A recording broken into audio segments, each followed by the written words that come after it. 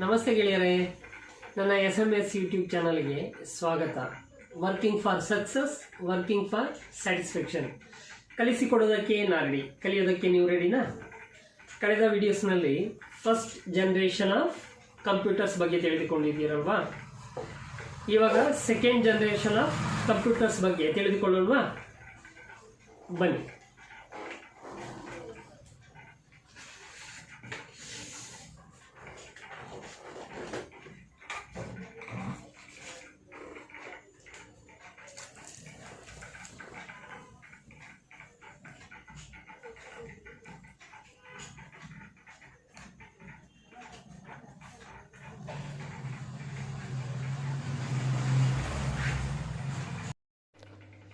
Second generation computers. Second generation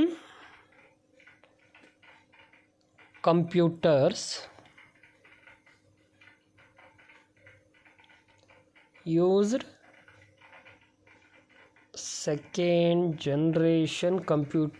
used transistors. ಎರಡನೇ ತಲೆಮಾರಿನ ಕಂಪ್ಯೂಟರ್ಗಳು transistor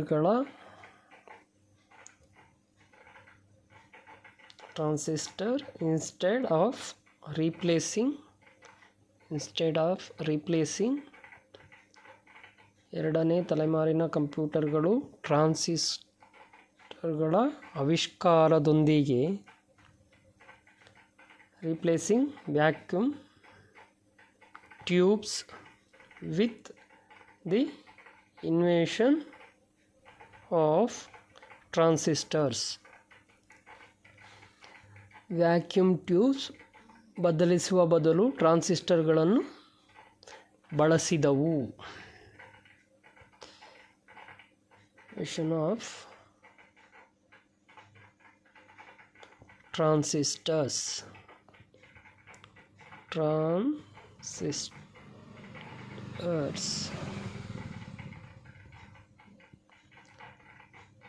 The computers became smaller in size.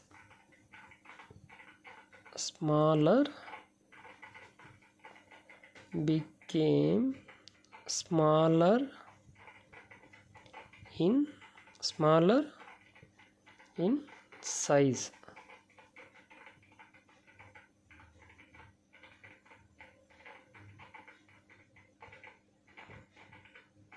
Smaller size, faster and more reliable.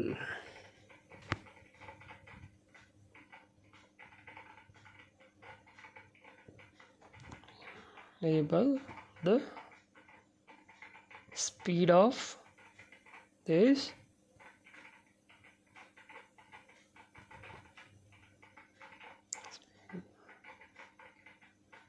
computers increased from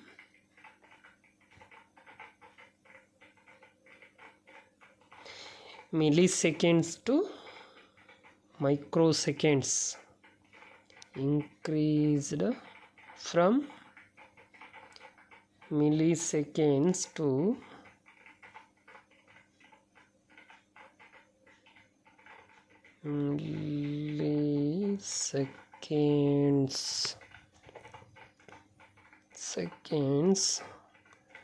to microseconds.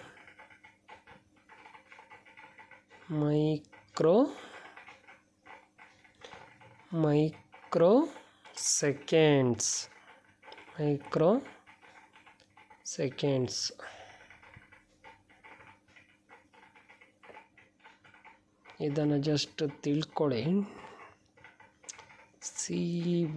COBOL.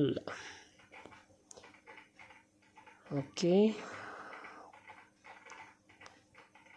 Next ಏನಪ್ಪ, basic next UNIVAC UNIVAC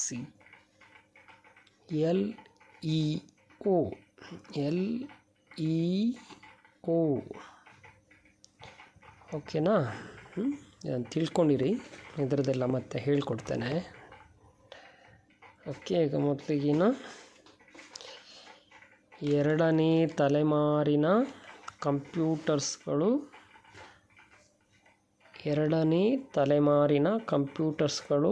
ಟ್ರಾನ್ಸಿಸ್ಟರ್ಗಳ ಆವಿಷ್ಕಾರದೊಂದಿಗೆ vacuum tubes ಬದಲಿಸುವ ಬದಲು ಟ್ರಾನ್ಸಿಸ್ಟರ್ಗಳನ್ನು ಬಳಸಿದವು.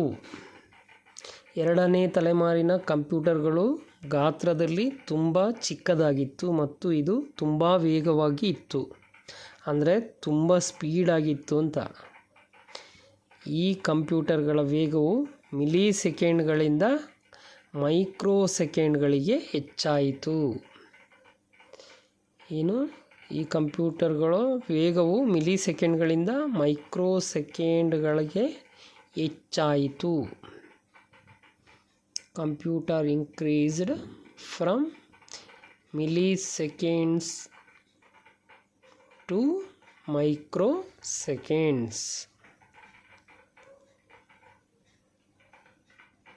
ಎರಡನೇ ತಲೆಮಾರಿನ ಕಂಪ್ಯೂಟರ್ಗಳು ಟ್ರಾನ್ಸಿಸ್ಟರ್ಗಳ ಆವಿಷ್ಕಾರದೊಂದಿಗೆ vacuum tubes ಬದಲಿಸುವ ಬದಲು ಟ್ರಾನ್ಸಿಸ್ಟರ್ಗಳನ್ನು ಬಳಸಿದವು. ಎರಡನೇ ತಲೆಮಾರಿನ ಕಂಪ್ಯೂಟರ್ಗಳು ಗಾತ್ರದಲ್ಲಿ ತುಂಬ ಚಿಕ್ಕದಾಗಿತ್ತು ಮತ್ತು ಇದು ತುಂಬ ವೇಗವಾಗಿ ಇತ್ತು, ಅಂದರೆ ತುಂಬ ಸ್ಪೀಡಾಗಿತ್ತು. ಈ ಕಂಪ್ಯೂಟರ್ಗಳ ವೇಗವು ಮಿಲಿ ಸೆಕೆಂಡ್ಗಳಿಂದ ಮೈಕ್ರೋ ಸೆಕೆಂಡ್ಗಳಿಗೆ ಹೆಚ್ಚಾಯಿತು. ಓಕೆ, ಮಿಲಿ ಸೆಕೆಂಡ್ಗಳಿಂದ ಮೈಕ್ರೋ ಸೆಕೆಂಡ್ಗಳಿಗೆ ಹೆಚ್ಚಾಯಿತು. Second generation of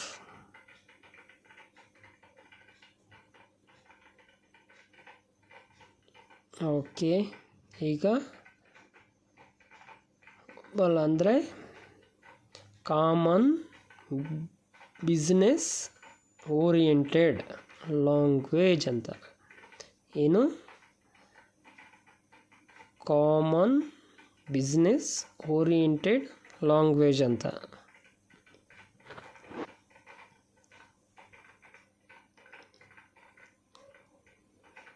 language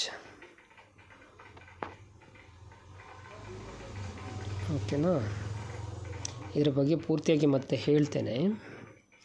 basic ಅಂದರೆ ಗೊತ್ತಿದೆಯಲ್ವಾ? Basic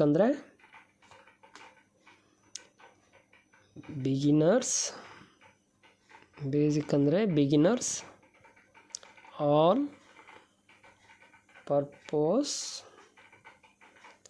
symbolic. ಬಿಸ್ನೆಸ್ ಅಂದರೆ beginners all purpose symbolic instruction code. All purpose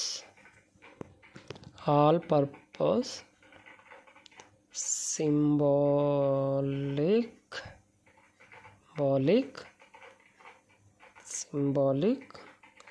instruction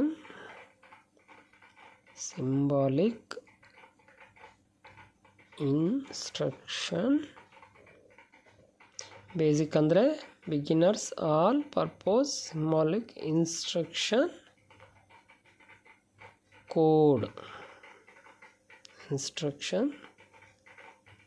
code. ಓಕೆನಾ. ಇದನ್ನು ತಿಳಿದಿಟ್ಕೊಂಡಿರಿ. UNIVAC ಅಂದರೆ ಏನು? Universal automatic computer. Universal automatic computer.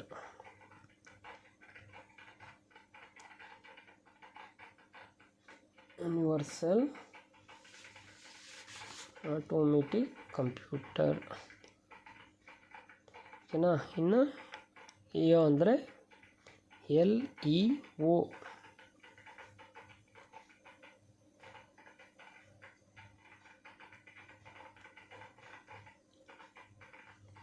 Lyon. LEO ಅಂದರೆ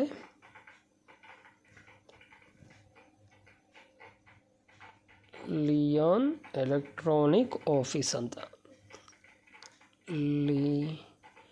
ಲಿಯಾನ್ಸ್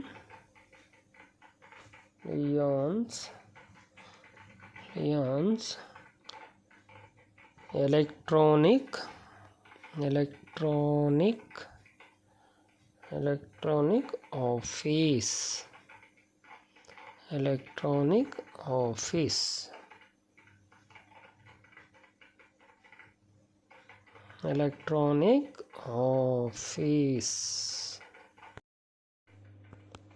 ಗ್ಲೋಬಲ್ ಅಂದರೆ ಕಾಮನ್ ಬಿಸ್ನೆಸ್ ಓರಿಯೆಂಟೆಡ್ ಲ್ಯಾಂಗ್ವೇಜ್. ಇನ್ನು common business oriented language. Basic ಅಂದರೆ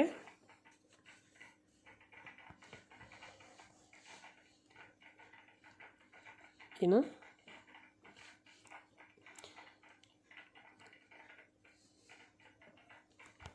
ಗ್ಲೋಬಲ್ ಅಂದರೆ ಗೊತ್ತಾಯ್ತಲ್ವಾ. ಇದರಲ್ಲಿ ಮೇಯ್ನಾಗಿ ಸೆಕೆಂಡ್ ಜನ್ರೇಷನ್ನಲ್ಲಿ ಹೇಳಿದ್ದು ಬೇಸಿಕ್ ಅಂತ.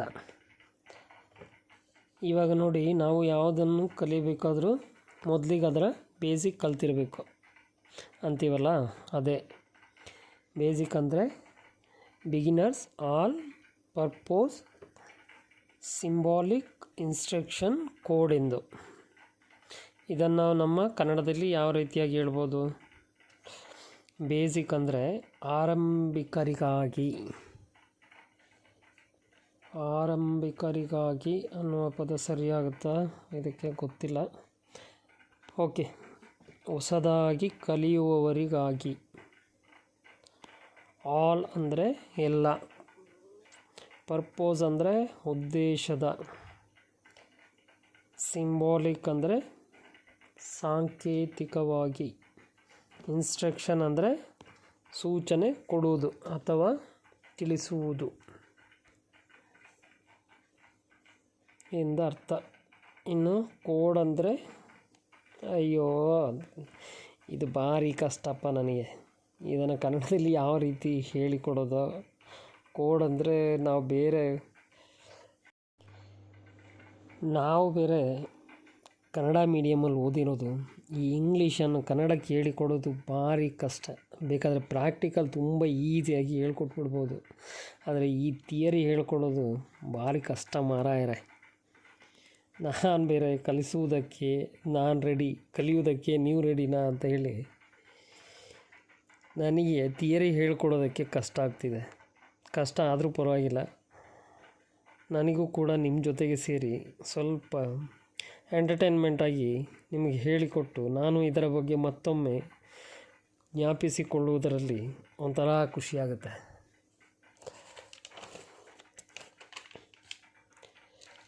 ನೋಡಿ, ನಿಮ್ಮ ಜೊತೆಗೆ ಮಾತನಾಡುತ್ತಾ ಬೇಸಿಕ್ ಅನ್ನುವುದನ್ನು ಕನ್ನಡದಲ್ಲಿ ಪೂರ್ತಿಯಾಗಿ ಹೇಳುವುದಕ್ಕೆ ಮರ್ತೋಯ್ತು. ಬೇಸಿಕ್ ಅಂದರೆ beginners all purpose symbolic instruction code. ಈ ಕೋಡ್ ಅಂದರೆ ಅದರ ಸಾಂಕೇತಿಕ ಭಾಷೆಗೆ ತಿರುಗಿಸುವುದು. ಇವಾಗ ಪೂರ್ತಿಯಾಗಿ ತಿಳಿದುಕೊಳ್ಳೋಣವಾ? ಬೇಸಿಕ್ ಅಂದರೆ ಆರಂಭಿಕರಿಗಾಗಿ ಅಥವಾ ಹೊಸದಾಗಿ ಕಲಿಯುವವರಿಗಾಗಿ ಎಲ್ಲ ಉದ್ದೇಶದ ಸಾಂಕೇತಿಕ ಸೂಚನಾ ಕೋಡ್. ನೋಡಿ, ಇವಾಗ ಎಲ್ಲ ಪೊಲೀಸ್ಗಳಿಗೂ ಕೂಡ ಬೇಸಿಕ್ ಕಂಪ್ಯೂಟರ್ ಎಕ್ಸಾಮ್ ಪಾಸ್ ಮಾಡಲೇಬೇಕಂತೆ. ಹೊಸಬರಿಗೆ ಬೇಸಿಕ್ ಗೊತ್ತಿಲ್ಲದಿದ್ದರೆ ಕೆಲಸನೇ ಕೊಡಲ್ಲಂತೆ. ಹಳೆಯವರಿಗೆ ಬೇಸಿಕ್ ಪಾಸ್ ಮಾಡಲೇಬೇಕಾದ ಅನಿವಾರ್ಯ ಇದೆ ಅಂತೆ. ಇಲ್ಲದಿದ್ದರೆ ಪ್ರಮೋಷನ್ ಕೂಡ ಕೊಡೋದಿಲ್ಲವಂತೆ.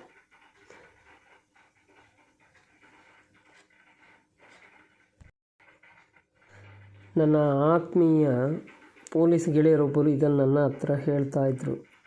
ಅವರು ಶಾರ್ಟ್ಕಟ್ ಕೀ ಬಗ್ಗೆ ಕೇಳ್ತಾಯಿದ್ರು. ನಾನು ಕೂಡ ಮುಂದೆ ಬರುವ ವೀಡಿಯೋಸ್ಗಳಲ್ಲಿ ಅದರ ಬಗ್ಗೆ ತಿಳಿಸಿಕೊಡುತ್ತೇನೆ. ನನ್ನ ಎಲ್ಲ ವೀಡಿಯೋಸ್ಗಳನ್ನು ನಿಮಗೆ ನೋಡಲು ಹಾಗೂ ಅದರಲ್ಲಿ ಇರುವ ವಿಷಯಗಳನ್ನು ತಿಳಿದುಕೊಳ್ಳಲು ಈವಾಗಲೇ ಸಬ್ಸ್ಕ್ರೈಬ್ ಮಾಡಿಕೊಳ್ಳಿ. ನಾನು ಹಾಕುವ ಎಲ್ಲ ವೀಡಿಯೋಸ್ಗಳ ನೋಟಿಫಿಕೇಷನ್ಗಾಗಿ ಮೇಲೆ ಕಾಣುವ ಬೆಲ್ ಐಕಾನನ್ನು ಪ್ರೆಸ್ ಮಾಡಿ. ಹಾಗೆ 2ನೇ ತಲೆಮಾರಿನ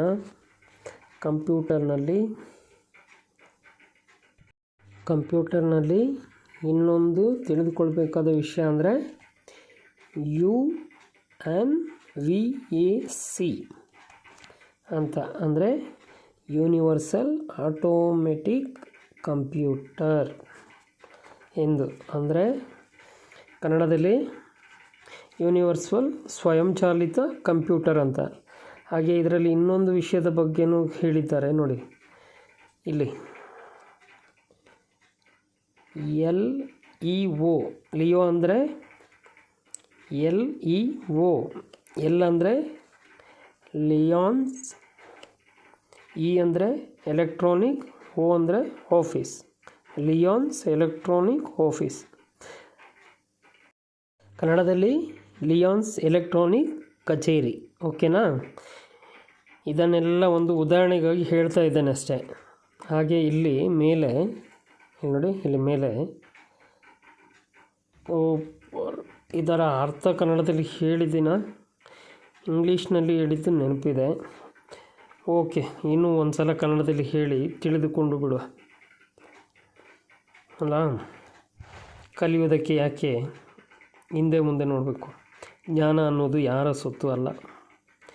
ಹೇಳಿಕೊಡೋದ್ರಲ್ಲಿ ಒಂಥರ ಖುಷಿಯಾಗುತ್ತೆ, ತಿಳಿದುಕೊಂಡು ಇರುವುದನ್ನು ಹೇಳಿಕೊಡೋದ್ರಲ್ಲಿ ಒಂಥರ ಖುಷಿಯಾಗುತ್ತೆ. ನಾನು ಮಾತಾಡಿ ತುಂಬ ತಲೆ ತಿಂತೀನಲ್ವಾ? ಓಕೆ, ಗ್ಲೋಬಲ್ ಅಂದರೆ ಸಾಮಾನ್ಯ ವ್ಯವಹಾರ ಆಧಾರಿತ ಭಾಷೆಯಂತಹ ಕೆಲವು ಉನ್ನತ ಮಟ್ಟದ ಪ್ರೋಗ್ರಾಮಿಂಗ್ ಭಾಷೆಗಳು.